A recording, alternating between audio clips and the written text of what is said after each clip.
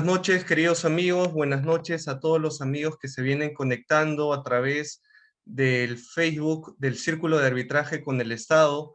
Estamos en una transmisión en vivo a nivel nacional e internacional y el día de hoy nos acompaña el doctor Marco Antonio Martínez, quien es especialista en temas de contratación pública, arbitraje.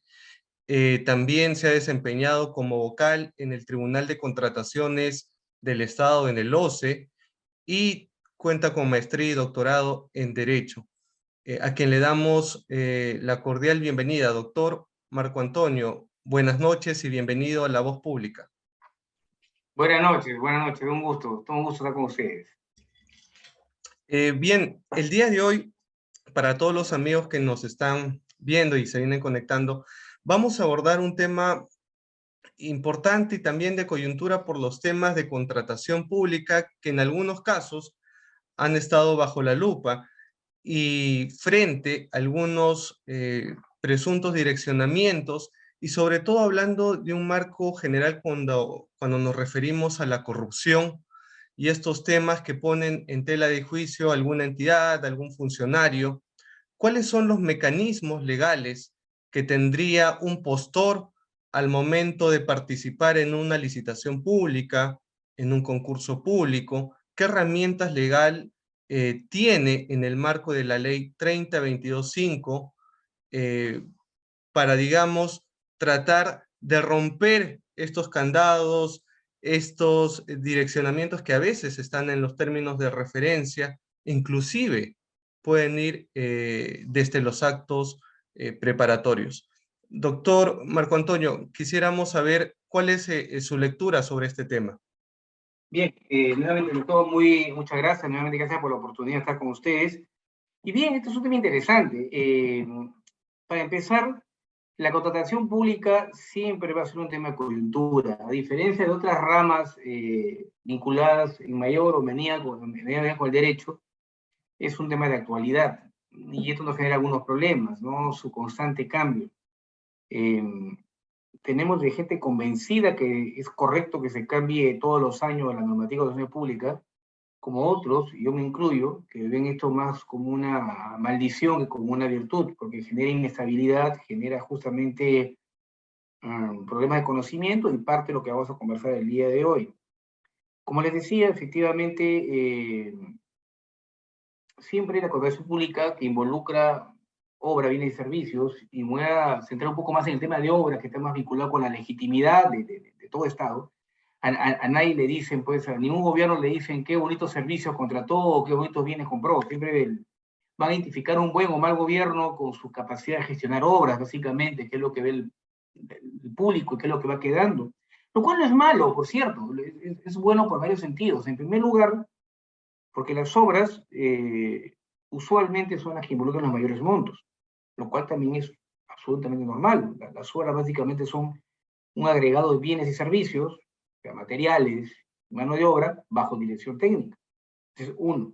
Dos, las obras también lo que van a tener es un tema de duración en el tiempo, ¿no? Yo siempre pongo el ejemplo del puente, este puente que cruza, que conecta Palacio de Gobierno o el casco antiguo de la ciudad con el barrio de Rima.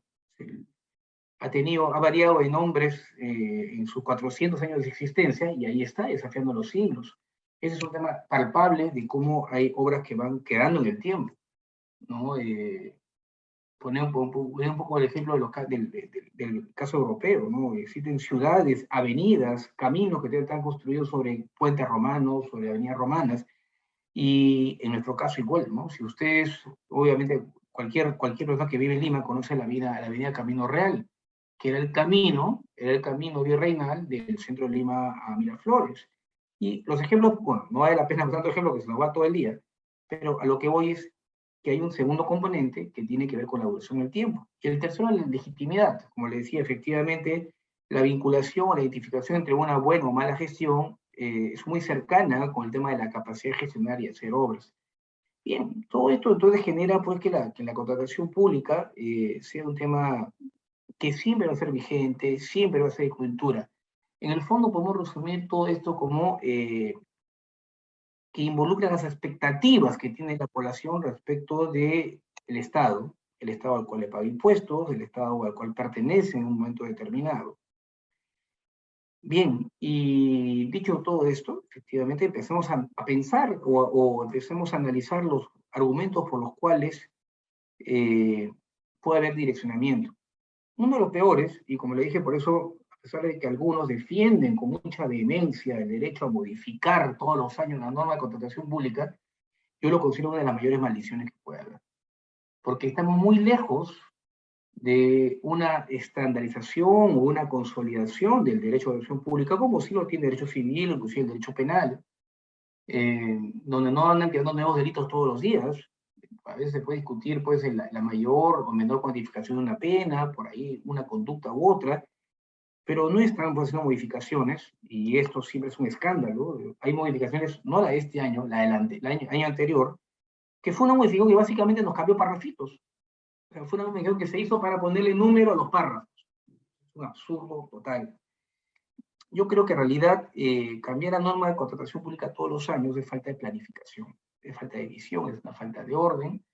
Todos quieren hacer su propia norma y al final nadie hace nada. Y lo que tenemos básicamente, y lo más triste, es que tenemos la vieja norma, la anterior, la del año 1997, la primera ley, la 26850, con su primer reglamento el año siguiente, más largo, más denso, con más reglas, y que ha empezado a tratar de generar una especie de horror al vacío y de cambio. Y ahora tenemos una ley con artículos muy largos. Si ustedes ven el artículo 45 que regula el arbitraje, o el 51 que regula el derecho sancionador, son artículos muy largos, cada uno es una ley en sí misma. Tenemos un reglamento bastante extenso y tenemos más o menos 50 directivas. Usted le pregunta a cualquier persona, incluso hay gente que trabaja en el OCE y nadie le va a poder decir cuántas directivas están vigentes en este momento. Le hago una pregunta, vamos a preguntarle, vamos a indagar si está vigente la directiva que hace algunos años quiso, porque fue muy imposible, regular cómo se calcula el valor referencial. No el estimado, el referencial. Y nadie le va a poder decir si está vigente o no. Entonces tenemos un primer foco de problema, que tenemos inestabilidad normativa. Lo peor que puede pasar para un régimen que trata de ser estable, predecible, transparente, es sufrir, no digo gozar, sufrir de este nivel de inestabilidad. Y esto en el fondo es falta de planificación, esto en el fondo es improvisación. Si ustedes han leído los últimos motivos, algunas veces no dicen nada, o te cambian una regla para otro sin ningún sentido. U otras simplemente repiten fórmulas anteriores y empiezan a llenar casos concretos, empiezan a llenar vacíos. Pero llenar un vacío no deja más vacíos, porque efectivamente hace evidente conductas que no están reguladas, y la pregunta es, ¿queremos regularlo todo, cambiando todo todos los años, o simplemente damos parámetros serios, estables, confiables? Si no tenemos otros parámetros, si andamos cambiando la norma todos los años, lo primero que vamos a tener es, como le dije nuevamente y lo reitero, inestabilidad jurídica. La inestabilidad jurídica tiene que ver con falta de conocimiento y también con espacios para arbitrariedad. Porque entonces el conocimiento de la norma se vuelve un arcano, un tema casi secreto, y va a depender de quién controla, entre comillas, una modificación, de quién efectivamente puede o no puede pues, efectuar hacer un cambio. Esto también genera el problema con el periodismo, que finalmente no puede llegar a conocer claramente la norma. Por ejemplo, en temas concretos que han estado en estos días, todos sabemos, los que trabajamos en contratación pública, que la oferta mínima es el 90%, que en precios unitarios se puede corregir los cálculos. Pero si andamos cambiando la norma todos los años, y si cambiamos y vamos oscilando entre el valor referencial y el valor estimado, finalmente esa figura no queda clara. Hay menor conocimiento, se vuelve más especializado. Ese es un primer punto, ¿no? Yo creo que si queremos generar mayor transparencia en nuestra contratación pública, yo les diría sencillamente, hagamos un esfuerzo, quizás uno más grande, el más grande de todos, y tengamos una norma. No digo que sea la definitiva, toda norma da subjetiva mejoramientos, pero no podemos pues, estar cambiando la norma para numerar párrafos, ¿no? En realidad, no me refiero a esta última, la comisión de este año, en realidad tenía dos objetivos, ¿no? Uno era reabrir el registro de árbitros, que estaba bastante reducido, estaba quedándose casi pues, en cero, y el segundo fue algunos temas muy concretos sobre unos ajustes sobre penalidades, básicamente, y ahí acabó. Pero la modificación del año anterior, o sea, del año 2020, básicamente renumeró párrafos. Entonces uno dice, ¿qué está pasando acá? ¿No? O sea, y esto cómo afecta el tema. Otro punto importante, ya que hablamos del tema de la unión normativa, es este empoderamiento que hay ahora en las directivas. Las directivas, bueno, para cualquiera pues, que tenga un uso de razón aceptable, normal. Una directiva básicamente lo que nos hace es nos ordena, nos facilita el cumplimiento de una norma, pero no crea normas. Y tenemos que desde el año 2012 en adelante se ha multiplicado una especie de directivitis. La directiva ahora lo hacen todo, la directiva crean obligaciones. Yo les pongo un ejemplo. No sé si ustedes recordarán la directiva de consorcios, la antigua, la 03-2003, ¿no? Era del año 2003. Muy sencilla, muy práctica, no pretendía crear norma nueva. Y luego el quiebre fue en el año 2012. ¿Verdad? Nunca hubo problema con esa directiva. Funcionó tranquilamente, sin ningún problema. Y luego la directiva empiezan a querer regular, generar obligaciones, establecer mínimos, máximos, que el consorcio no puede ser, no puede estar en fracción, pero a su vez uno quería que esté en una traducción real. Y al querer regularlo todo, se hizo prácticamente de imposible cumplimiento. ¿Y quién pierde? Pierde la transparencia. ¿Qué genera esto? Genera incertidumbre finalmente. Y genera sobre todo, y siempre lo he dicho, con estos cambios, con artículos más largos, más complejos, al final los vacíos nunca van a poder rellenarse. Cuando esto pasó con el Código Civil de Napoleón, de 1804, quisieron llenarlo todo y es imposible. La realidad siempre va a ir mucho más rápido que nosotros. Más que eso, yo creo que tenemos que fijar parámetros definitivos y decir, hasta acá, estos cambios van a haber, y de pronto podemos hacer un ajuste u otro, pero no podemos estar pensando en una nueva ley de contrataciones cada 1 año, 2 años, ¿no? Que es realmente, yo digo sinceramente, es vergonzoso. Es vergonzoso. Muchos se van a ofender con mi comentario, muchos amigos míos que también me van a ofender, pero la verdad que es vergonzoso que estemos pensando en una nueva ley de contrataciones cada 2 años. Imaginen que cambiamos el Código Civil cada 2 años, imaginen que cambiamos el Código Penal cada 2 años, es impensable. Simplemente es impensable. Bien, ese es un primer tema. El tema de la inestabilidad normativa. Lo voy a llamar. Doctor, y si me permite, usted ha hecho referencia de inestabilidad normativa respecto a las más de 8 modificaciones que ha tenido la ley de contrataciones en estos últimos 20 años. Y en ese contexto, uno se pregunta, frente a algún hecho de corrupción, el Estado de turno, el gobierno de turno, quiere cambiar la ley de contrataciones. Es más, al día de hoy ya se está elaborando, como lo dijo el ministro de Economía, un nuevo proyecto para reformar la actual ley de contrataciones con el Estado. Pero el tema es, frente a estos temas de corrupción que se pueden ir presentando, ¿no? ¿Qué podemos hacer? ¿Qué podría hacer cuando se escucha hablar del control ciudadano, el control concurrente? Porque a veces solamente buscamos a la fiscalía, al derecho penal, que en teoría es la última ratio, pero finalmente todo le damos vuelta en temas de corrupción a la fiscalía. Pero ¿qué medidas de prevención hace al día de hoy el OCE o Contraloría General de la República o el famoso control ciudadano? ¿Funciona? ¿No funciona? ¿Cuál sería la articulación que tiene el día de hoy nuestra ley de contrataciones o si no la tiene, cómo debería realizarse un control ciudadano efectivo? Muchas gracias por la pregunta, porque justamente iba a entrar a este punto. Entonces, efectivamente, ha habido un debilitamiento del control ciudadano, y ahora lo voy a explicar, pero que ha derivado en un sobredimensionamiento de las respuestas penales, que a su vez ha llevado a una paralización de lo que es el Estado. Hemos entrado en un círculo vicioso ya de hace varios años, y quisiera, bueno, explicarlo en los siguientes minutos.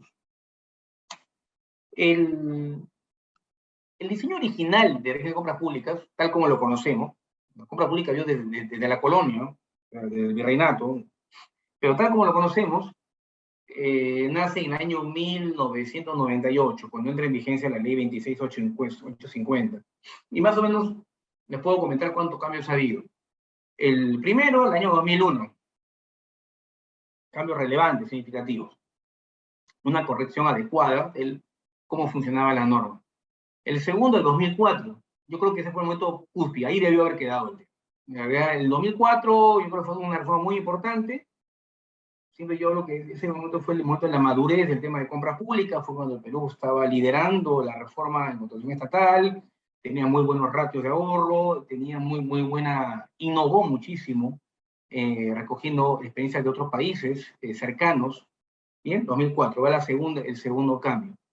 Luego viene un cambio intermedio, año 2007, que ya al contrario empieza, y ahí viene el problema, a tratar de restringir, a mirar mal el tratamiento del conflicto, y sobre eso voy a ir un momento. El siguiente cambio relevante fue el año 2009, inclusive ahí cambiamos de ley, ¿no? Entró la famosa 17, ya van 4. Esta 17 tuvo un cambio al día siguiente, o sea, entró en vigencia parchada, ya van 5, que fue el 021-2009, ¿correcto? De ahí vino la más desastrosa de todas las modificaciones, una reforma que realmente desdibujó lo que era la búsqueda del equilibrio de la compra pública, que fue la reforma de la ley 29873, la que entró en vigencia en septiembre de 2012, ya van 6, que como digo fue la desastrosa, creo que fue el punto de quiebre realmente, en el cual todo lo avanzado empezó a deshacerse. Lamentablemente, además, paradójico, fue la que más duró. O sea, tuvo un cambio intermedio, allá por el año 2014, creo que fue el DC 038, ya van 7.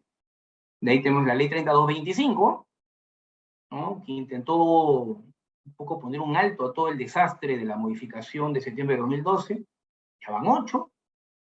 Y la 3225, con toda su buena intención, tuvo 2 cambios, uno el año siguiente, ¿no es cierto? El 1341, van 9, el 1444 van 10, ¿no? Cada uno dejándose un año o año y medio.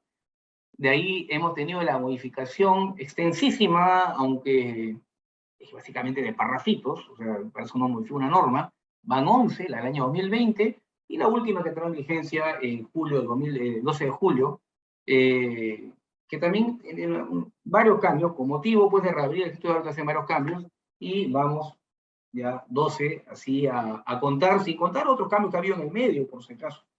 Bien, pero todo esto, en el fondo, como les dije, ¿y por qué puse como punto de quiebre la reforma del 083 y 084 2004, que fueron yo creo que ese momento llegó a su madurez el tema de compras públicas, porque a partir de entonces empezó una especie de temor o miedo o una actitud reacia a lo que eran las impugnaciones. Se hablaba que por qué se apelaba tanto, de por qué se cuestionaba tanto las buenas pro, y en realidad yo creo que el régimen de apelaciones era muy interesante porque era la mejor manera de control ciudadano. Les digo, yo estaba en el tribunal, existían temas que si no hubiera una apelación no se hubiera enterado nadie, o sea, deficiencias técnicas, por ejemplo, que un postor no cumpliese. Y acá no hablábamos nada de tema penal, simplemente lo califico o lo descalifico, ¿cierto? ¿Cumple o no cumple? El tema era súper sencillo. Y el tema caminaba, ¿no? En un momento, por ejemplo, las apelaciones en el Perú, obviamente como en cualquier país del mundo, deben tener cierta barrera, porque si yo la generalizo y yo la libero de manera absoluta, se van a multiplicar y si yo tengo pues 850.000 procesos, puedo tener 850.000 apelaciones, ¿no? Hasta por si acaso, no pierdo nada, ¿no? Debe haber algún control, y el control siempre ha sido la famosa garantía, la garantía contra apelaciones, ¿no? En el Perú se mantenía un estándar bastante internacional, que era que aquel que quería pues, apelar tenía que arriesgar algo. Y ese riesgo era 1% del valor referencial en esa época, y ahorita eso es algunas cosas más. Tenía razón de ser. Una utilidad estándar en el mundo es 10% del valor del contrato y era lo que Karina rige 1% de su utilidad, ¿no? 10%, como ustedes saben, 1% es más o menos el 10% de la utilidad estimada, era algo racional, ¿no es cierto? Luego llegó un gobierno, había un partido en oposición que lo bajó al 0.25, hizo muy barata la apelación en el Perú, estaba por debajo del estándar internacional, y luego ese mismo partido, cuando fue gobierno, lo elevó al 3%. Del 0,25, del 1 que era lo normal, lo subió al 1 y de ahí al 3%. Y pasamos de tener una garantía estándar a nivel mundial, en el mundo está entre 1 y 2%, por si acaso, a tener una muy barata y luego a tener otra que era la más cara. Y imaginémonos, y decía siempre la importancia de obras. Apelar en obras se volvió muy difícil. Claro, arriesgar el 3% del valor referencial, y fíjense ustedes, usualmente los postores, menos en concurso oferta, pero en una LP pública típica de obras, sí iban al 90%. Entonces, cuando arriesgaban el 3%, arriesgaban mucho más. Y además, en los casos, en los tramos más pequeños, la garantía era mucho mayor, porque no podía ser menor a media UIT. Había casos en los cuales la garantía llegaba a ser de 12%, inclusive cuando uno comparaba el valor real con el tema. Y entonces, al menos en obras donde los márgenes son contratos de mucha envergadura y con márgenes más pequeños, claro, porque si uno lo ve en valor absoluto, el monto puede ser mucho, pero en porcentaje es pequeño respecto al valor de la obra, se hizo caro apelar. Y se hizo caro apelar y las apelaciones en obras disminuyeron brutalmente. O sea, de ser les comento un poco, están en el tribunal, las tres cuartas partes de las apelaciones eran de obras. Después, las ven en obras dejaron de ser menos de la cuarta parte, la quinta parte quizás. Se apelaba a temas médicos, se apelaba a temas de servicios, donde había un mayor manejo, de repente, un mayor margen de utilidad, ¿no es cierto? Pero en obras que en el fondo, digan lo que digan, es el corazón de la compra pública, las apelaciones se derrumbaron. Y yo les pregunto, ¿y qué pasa cuando ya no hay apelaciones? O cuando es muy difícil apelar. Simple y llanamente empieza el margen de impunidad. Yo me comporto bien por dos motivos, porque sé que debo comportarme bien y bueno, porque sé que me pueden controlar. Si sé que ya no me pueden controlar porque se vuelve inmanejable una apelación, se vuelve onerosísima una apelación, empiezan a volverse cada vez más osados los que quieren actuar mal. Porque ya no lo van a apelar. Y encima esto se mezcla con otro punto que viene con el caso, con la indebida o la mala jurisprudencia del tribunal. El Tribunal del Estado nunca fue pensado como un tribunal jurídico. De hecho, el Tribunal del Estado podía y todavía está integrado por no todos son abogados. Ha tenido ingenieros, contadores, administradores. La idea del Tribunal de Gobierno del Estado nunca fue la de un tribunal estrictamente jurídico. Es un tema complejo de explicar, que más los límites de este espacio que tenemos, pero el asunto es concreto. O sea, y lo que tuvimos en un momento es que empiezan con motivos bastante formalistas a incentivar y fomentar esta conducta aún más excluyente. Y les pongo un ejemplo.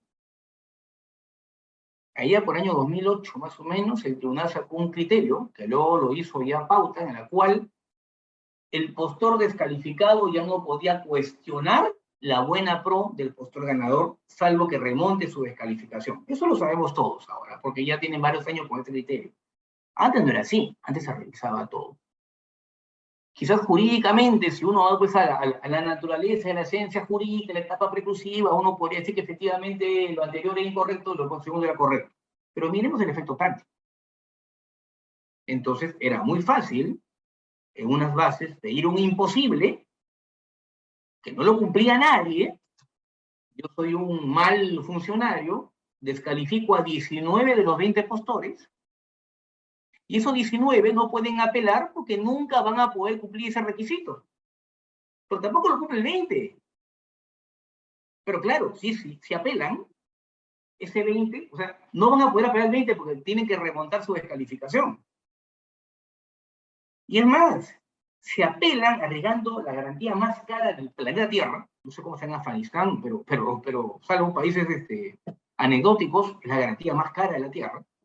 Entonces, lo único que logran es la nulidad del proceso para que se abra, para que gane ya no el apelante, cualquiera de los 20 otra vez. Entonces, si se dan cuenta, poco a poco se privó al régimen de compras públicas del mayor aliado. La sociedad civil no es Juan Pérez o el ciudadano X casi anónimo que denuncia ahí por... No, la sociedad civil funcionaba por el régimen de apelaciones. Funcionaba, efectivamente. Les digo de fuente inmediata y directa, porque yo estaba en el tribunal, o sea, les puedo decir de manera directa. Funcionaba, caminaba. El que nos decía, el que demostraba que algo no se cumplía o que había un problema, era el apelante. Pero se empezó a ver como mal apelar, que demora. Una apelación no pasa mes y medio. Los actos preparatorios pueden durar 6 meses, un año. El proceso de selección mismo dura por lo menos más de 2 meses. No era nada del otro mundo, efectivamente. No afectaba la apelación. De hecho, con su CODE, antes de los hizo un estudio, y nunca las apelaciones superaron, nunca, ni cuando fueron muy baratas, nunca superaron el 5% del total de casos.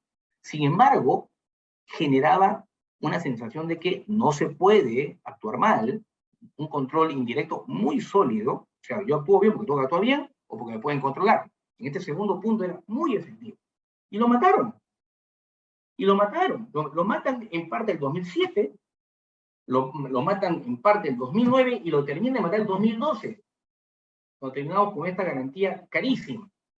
Luego la ley 3225 quiso superar el tema y puso un tope. Dijo, ¿sabes qué? Está bien, dijo, pero este 3% del valor referencial nunca podrá pasar de 200 UITs. ¿Y saben qué pasó? Lo subieron a 300 hasta la siguiente modificación. ¿Cuál es el temor de la apelación? ¿Por qué no les gusta la apelación a quienes están en el poder en un momento determinado? Porque los controlan. Porque los controlan, así de simple. La sociedad civil funciona mejor de esta manera. Cuando yo como sociedad civil formo una denuncia, sí, me pueden hacer caso o no. Y lo peor es que el 2017 cambia de criterio los y dice que ahora para apelar, cuando pido nulidad de oficio, además tengo que garantizar. O sea, como si estuviera apelando.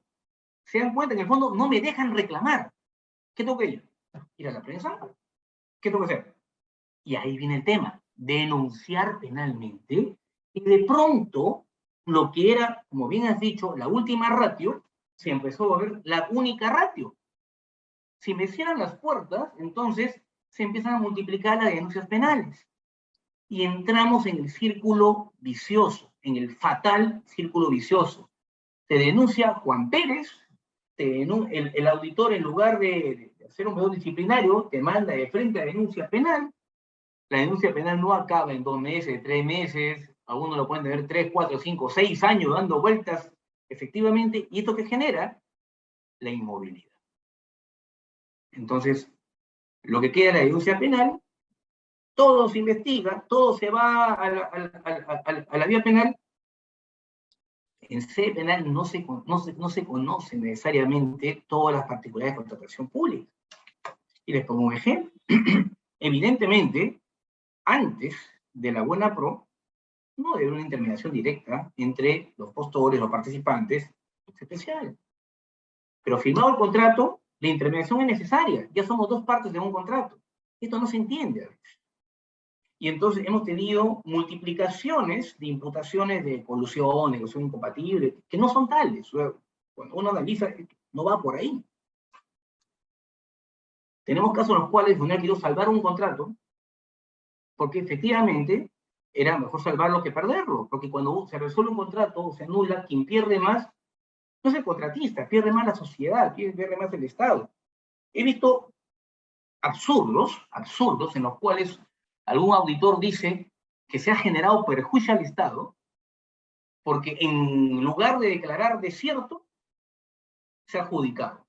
Y entonces me restrego los ojos, digo, ¿en qué planeta va a ser mejor declarar desierto? Que es el fracaso de un proceso que adjudicar. He visto casos en los cuales inclusive son problemas de conteo. O sea, es más, recuerdo mucho el caso de un informe de auditoría que estaba mandando no solamente a procedimiento sancionador administrativo, sino inclusive a proceso penal a un jefe de proyectos, porque él aprueba un expediente a suma alzada, a precios unitarios, donde tenemos un precio unitario definido, ¿no es cierto? Porque según la medición que había hecho pues, el auditor, en realidad había que cavar 1.120 metros y no 1.122. Y no estoy bromeando por la diferencia. Y no denunciaba al proyectista, denunciaba al ingeniero, al jefe del área que había aprobado el expediente. Imagínense ustedes, están a cargo de un área de ingeniería, de un ministerio, de una municipalidad. Reciben un proyecto de expediente. Bien, tiene estudios, que ahora tengo que irme a contar, tengo que agarrar mi metraje y tengo que ir yo mismo a contar los metrajes. Entonces, ¿para qué contrato una consultoría? ¿Para qué me hace un tercero un expediente? ¿Para qué convoco a precio unitario donde voy a pagar por metraje efectivo? O asuma el saldo, voy a pagar por un global, por un resultado. Si se dan cuenta, todo esto, entonces primero matamos la apelación, que era la manera más eficiente de control ciudadano.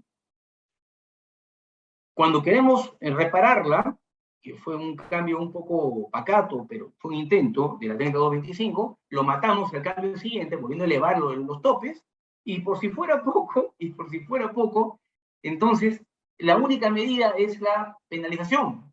Pero una vez que uno entra a ese camino, es como gallina que come huevo y donde le quemen el pico, entonces se generaliza y ya todo el mundo piensa que es la panacea y la manera de ser, y al final eso que genera una total y absoluta inmovilidad. Nadie quiere hacer nada porque tiene miedo que lo denuncien, y entonces viene la paralización, y entonces viene ¿qué? La demanda del funcionario, ahora con todo derecho, para que todo esté previsto en la ley.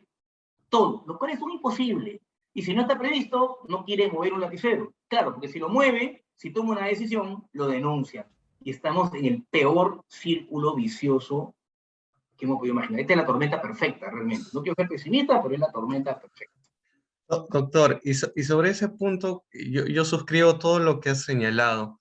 Y es importante que los amigos que nos están viendo entiendan de que la única manera para poner un alto a indicios de corrupción, a temas de colusión entre un funcionario y un proveedor, cuando vemos en noticias que se reúnen en horas, pues, ya pasada la medianoche, y luego, curiosamente, ese proveedor gana una licitación de millones, eso presta suspicacia. Y hablamos de transparencia, pero la ley de contrataciones, así como otras leyes especiales, regulan la transparencia. Pero la apelación, efectivamente, es la única medida legal para suspender esto y para que un tribunal administrativo revoque o no la decisión de un comité de selección. Y como ya lo ha señalado el doctor Marco Antonio, la fiscalía puede investigar. Y al día de hoy, la fiscalía tiene una carga importante en temas de corrupción de funcionarios, pero esa licitación, esa adjudicación, ese perfeccionamiento de contrato, inclusive la ejecución, no va a parar. O habría forma de que un fiscal, un juez diga, bueno, aquí hay un tema de corrupción, no se firme ese contrato.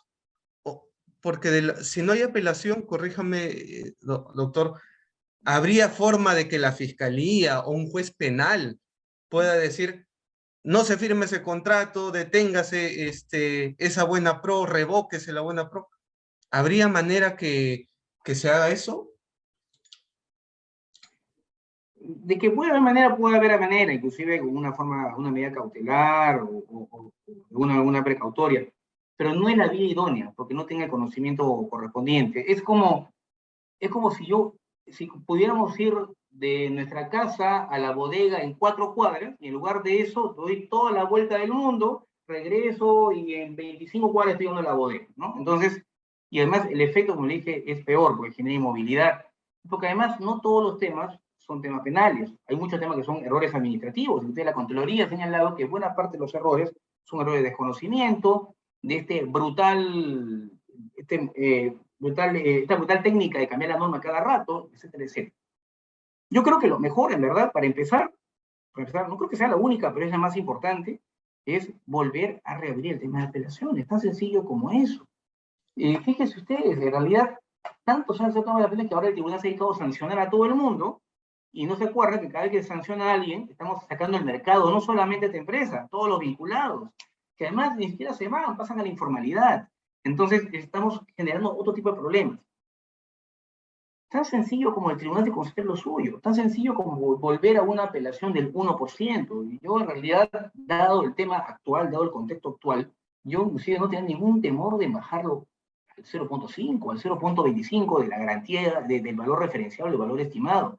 Lo que queremos es justamente generar una participación de la sociedad civil. ¿Por qué le tenemos miedo? ¿Por qué le tenemos miedo? Es cierto que el OCE ha tratado de solucionar de alguna manera el problema del direccionamiento, ¿no? Ahora sabemos, por ejemplo, que en obras ya no hay que acreditar todo lo que hay que acreditar antes, ¿no? Que era un absurdo. O sea, cada postor tenía que demostrar que estaba en capacidad de empezar al día siguiente. Ahora, buena parte de la demostración o buena parte de los temas se pasan pues a la ejecución contractual. Ahora también sabemos, por ejemplo, que antes pues una entidad podía pedir pues maestría, pues de estudios andinos, por ahí la daba de repente una universidad y ninguna más supervisionado, y ahora eso está más restringido. Sí, pero son parches, es como, le pongo ejemplo, es como que tengamos, ahora que está de moda, que tengamos COVID, y en lugar de curarnos del COVID, nos dan analgina para bajar la fiebre. Eso en lugar del antibiótico, ¿no? Entonces, eso no nos va a curar, o sea, nos va a disimular algún síntoma, pero la enfermedad sigue progresando.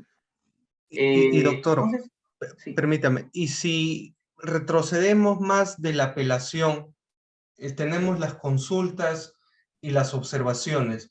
¿Cuál es su lectura sobre estas consultas y observaciones que a veces ya están, digamos, cuando hay un tema de corrupción, hay un tema de colusión entre una entidad, ya pasa que el comité de selección ya armó las bases, ya sabe a quién descalificar, a quién admitir, y claro, primero no admite ofertas, descalifica, para que si apelas solamente puedes ir cuestionando tu no admisión o tu descalificación, pero no estás invitado a cuestionar la buena pro y a revisar la oferta del adjudicatario. Pero volviendo al tema de consultas y observaciones, actualmente, cuando un comité te dice, no te acojo tus consultas, no te acojo tus observaciones, la herramienta es que el postor eleve este pliego de absolución de consultas y tenga que pagar una tasa, una garantía, si no me equivoco, más de 2.500 aproximadamente, para que la dirección del OCE, la dirección de riesgos del OCE, verifique si efectivamente está bien o mal los bases y las bases están ahí con algún direccionamiento. Pero en algunos pronunciamientos se ha evidenciado de que el OCE dice, bueno, no me puedo meter porque el área usuaria ha puesto ese requisito, el ISO, o ha puesto que el personal clave tenga que tener este título en tal universidad o con estas características. Y bueno, como lo ha hecho la usuaria, no me puedo pronunciar. Y efectivamente, y corríjame, los grandes candados o los grandes direccionamientos vienen de los términos de referencia. ¿Cuál es la lectura que le podemos dar y qué en una reforma legislativa, qué se podría hacer con esto? Magnífica pregunta. ¿Por qué? Porque efectivamente ahí hay una falencia absoluta. Para empezar, se ha tratado siempre de reducir el tipo de casos que van a elevación de bases al OSO, ¿no es cierto? Se saca las selectivas, por ejemplo, o se ha aumentado desde una UIT a 3 y ahora a 8 la parte de inaceptación, ¿no? También se puede dar un área de impunidad eventualmente. Pero más allá de todo eso, lo interesante es, miren, yo soy abogado, no tengo nada contra los abogados, ¿sabes? Pero yo creo que primero el CONSUCODE y luego el OCE tiene demasiados abogados y tiene pocos técnicos. ¿En qué sentido? Acá tengo que me dé unos minutos porque me voy a explayar un poco. Hay dos grandes preocupaciones. Si efectivamente yo tengo que inventar la pólvora en cada proceso, en cada procedimiento, como le llaman ahora, entonces la puedo inventar de manera diferente. Tengo tierra 1, tierra 2, tierra 25 y cada vez la pólvora es diferente, ¿no? Pero si la pólvora estuviera estandarizada, y si la pólvora se hace de esta manera, entonces eso no va a pasar.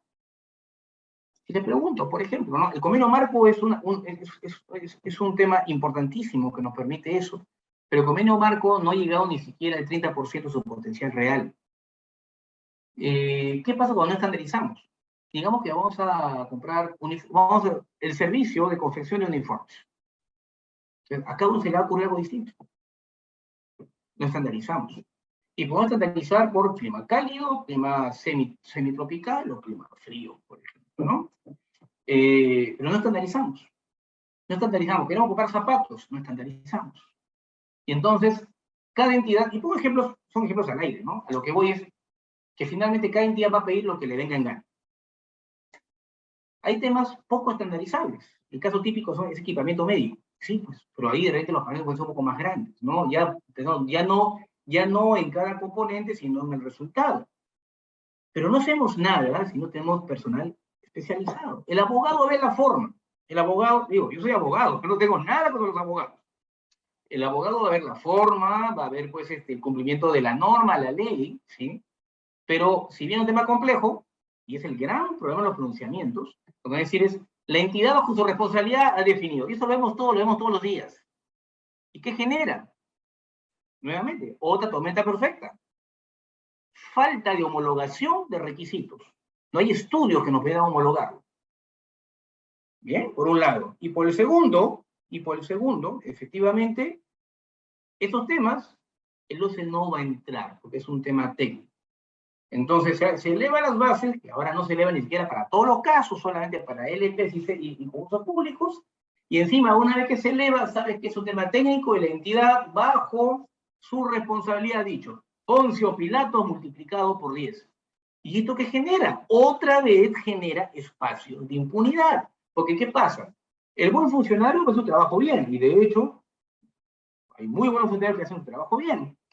Pero el atrevido, el que está de paso, el que no le interesa, siente que tiene más espacio de impunidad. Ah, no me pueden apelar, correcto, y además las bases pueden decir cualquier cosa, porque finalmente es bajo responsabilidad. No tanto el ISO hoy día, por ejemplo, hoy en día ya el ISO como tal ya no se puede pedir como único requisito, esto se ha abierto felizmente. Hay un esfuerzo normativo, o sea, hay una aspirina por ahí que está bajando la fiebre, pero no está curando la enfermedad.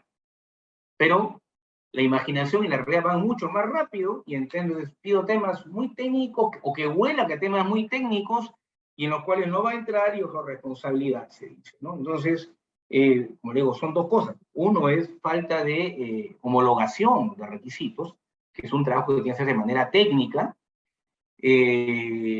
Yo creo que ahí, por ejemplo, se requiere una mayor interacción entre Perú Compras y el OCE, mucho mayor de lo que hay ahora. Y segundo, es el tema de que efectivamente en los pronunciamientos, en el tema técnico no se está entrando, porque no se puede entrar, porque lo resuelven abogados. O sea, no hay un tema técnico, falta un soporte técnico que debería haberlo por unos temas más importantes. Obras, ¿por qué no hay especialistas en obras que resuelvan pronunciamientos? En temas de repente de medicamentos o equipamiento médico también podría haber, eventualmente, y por ahí 3, 4 temas más que se determinen. No digo que para todo, evidentemente, pero por lo menos en los temas más claves debería el OCE tener gente especializada que pueda resolver eso y que no diga esto bajo tu responsabilidad, porque eso en el fondo termina generando margen de impunidad o derivando todo a la vía penal, que no es la vía adecuada, finalmente para eso. Muy bien, doctor. Nos vamos acercando al final y sí coincido en una reforma, analizar estas herramientas legales que tendría un postor efectivamente para cuestionar o también romper esos candados que puede tener la entidad al momento de beneficiar solamente a un postor y efectivamente abrir el mercado. ¿Qué es lo que busca la Constitución política? ¿Qué es lo que busca los principios de la ley de contrataciones, que es competencia, ¿no? Pero hablando de competencia, y esta es la última pregunta, ¿qué está pasando con los proveedores? En estadísticas tenemos un margen de casi 80% de informalidad en nuestro país y 20% de empresas formales. que día a día luchan con el tema de ser empresarios, porque a veces uno critica al empresario, pero cuando se dedican a ser empresarios, efectivamente ven que no es fácil, pero eso solamente empresarios hablando del sector privado. Y cuando las empresas tienen mayor experiencia y quieren contratar con el Estado, quieren también venderle al Estado, efectivamente hay, hay poca competencia. ¿Cuáles son estos factores que podríamos identificar, doctor, respecto a la poca competencia que vemos en obras, en bienes, en servicios? Y efectivamente, al día de hoy, también la doctora Mónica Yaya denunciaba la filtración de información que se le puede dar al momento de tener estas económicas, estas ofertas económicas que se suben directamente al SEACE. Ya no están, antes se abrían ante notario público, en presencia de los participantes, de los postores, pero ahora esa información es exclusiva. Y hemos visto en algunos reportajes que se han denunciado que el segundo postor ganó una adjudicación bajándose centavos. Entonces, en estos temas de fomentar la participación, ¿cómo es que el Estado puede volver más atractivo a que las empresas decidan contratar con el Estado y sobre todo al momento de presentar ofertas tengan y le den la garantía a las empresas de que efectivamente va a haber transparencia en esa licitación, en esa información que va a tener el Estado? Sobre ese punto, en realidad el tema de los centavos, o sea, en realidad las noticias están a medias, en ese caso fue diferente. Yo creo que era una obra que pues, se postula la oferta al 90%, y por un tema de corrección de decimales, una de ellas terminó un poco más alta, ¿no? Es un tema distinto. Es un tema distinto. Y es un tema operativo. Hay muchos que redondean con el Excel y el Excel tiene ciertas, a veces uno sin saber tiene ciertos parámetros de redondeo. Es un tema distinto. Pero la pregunta es muy buena, es porque nos lleva a un tema que yo también quería tocar hoy día. ¿Qué está pasando? Efectivamente, la informalidad ha pasado del 70, que ya era muy alta, pero tiene entonces más alta la informalidad en Hispanoamérica, por lo menos, ha pasado al 80%, ¿no? En parte por la pandemia y otros factores más. Y entonces, y la informalidad nos lleva pues a, primero, sueldos más deprimidos para el personal, menor cumplimiento de obligaciones, más contratos resueltos, y la pregunta es, ¿qué hemos hecho mal? ¿Por qué hemos terminado espantando a los buenos proveedores? Ustedes preguntan, y las empresas más serias, no todas, pero la mayor parte, no quieren trabajar con el Estado. O si trabaja con el Estado, lo ve como una última opción, porque no le queda otra. Tema paradójico, porque cuando se crea el tema de compras públicas en el año 98, el actual sistema, el cual es de vigencia, la idea era captar al buen proveedor, incorporar al buen proveedor, al buen empresario, al empresario serio, y evitar pues que sea pues un pirata que no le importa nada. Si yo soy un pirata que no me importa nada, recibo mis adelantos, no hago la obra, me voy y empapelo todo para que nada avance. Si soy un buen empresario, entonces, primero, nuevamente, tenemos a un funcionario, un servidor, no digo en todos los casos, pero en muchos casos asustado, porque lo van a denunciar por cualquier poquita meta paja, lo van a denunciar penalmente, porque efectivamente el propio sistema, cuando bloqueó los demás mecanismos, ha empujado que todo el mundo vaya a la vía penal. Y entonces este buen empresario se va a ver con decisiones absurdas, fuera de foco. He visto casos que dicen, ¿sabes qué? Tienes toda la razón, pero no te la puedo dar, porque luego mi auditor me va a crucificar y luego me va a denunciar penalmente. El primer problema es, no se puede sobrepenalizar el sistema. Pero coincido con lo que ha dicho, que esto es una última ratio, ¿cierto? Y agotando cualquier otra vía. Pero eso es uno de toda la estrella del problema. Es como un coronavirus de problemas, tiene un montón de puntitas. El segundo tema es que este buen empresario hoy en día no está interesado en contar con el Estado porque tenemos que ante cualquier error que a veces estaba fuera de su control, lo van a sancionar de la manera más brutal. Hoy en día en el Perú tenemos dos regímenes sancionadores. El que se aplica a cualquier administración o cualquier administrado común y corriente, con sus principios muy garantistas, y un régimen salvaje, porque no hay otra palabra más de llamarlo, que es el régimen del OCE. El régimen de la Pública ha tenido el cuidado, yo cuidado entre comillas, de separarse y marcar una especie de régimen distinto. Voy a tener casos muy concretos.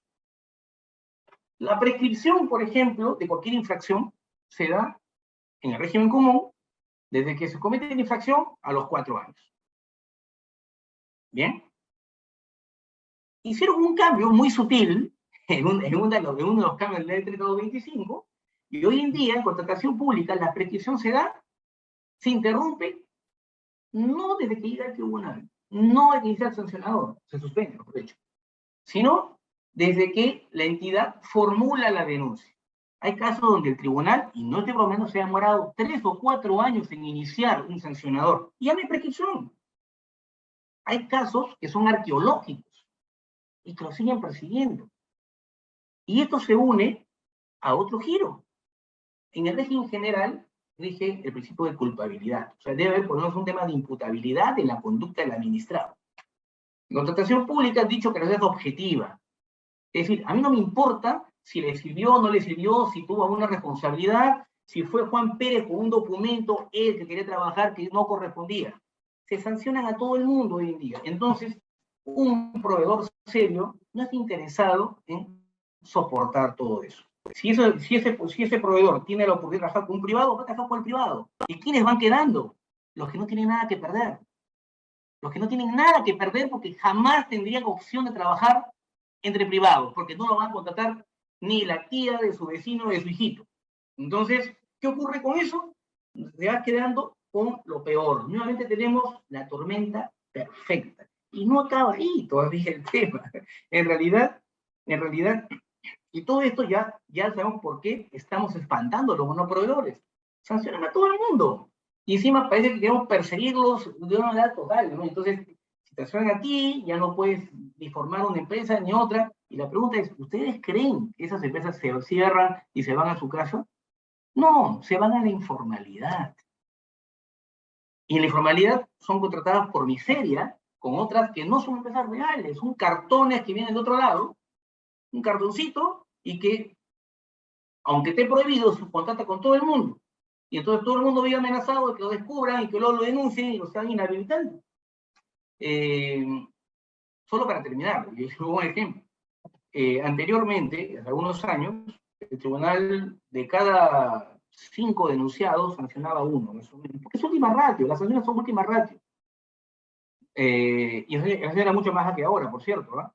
Ahora, si, no estoy exagerando, si hablamos que sancionan 4 de 5. ¿no?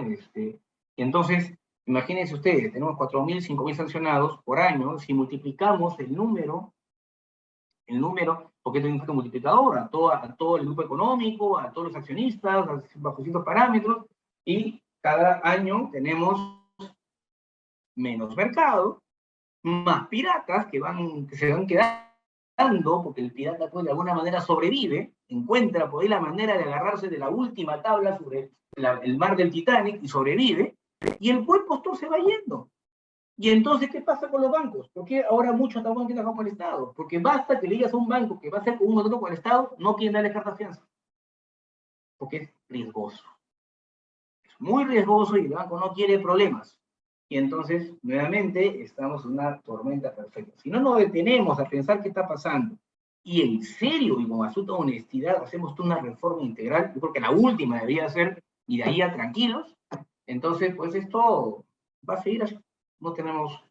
Espero que se vaya en ese sentido, ¿no? Si no, no tenemos esperanza. Coincido, doctor, con lo que viene aconteciendo en el régimen sancionador del OCE, y efectivamente esperemos que las autoridades y también el presidente del Tribunal de Contrataciones del Estado analicen, y seguramente ya conoce la realidad, y efectivamente sepa que ante una sanción es la muerte civil, no solamente para una empresa, sino también las externalidades negativas para los trabajadores que ante la quiebra de esa empresa, efectivamente van a haber un desempleo. Los impuestos que pagaba esta empresa también no va a haber recaudación ante la SUNAT.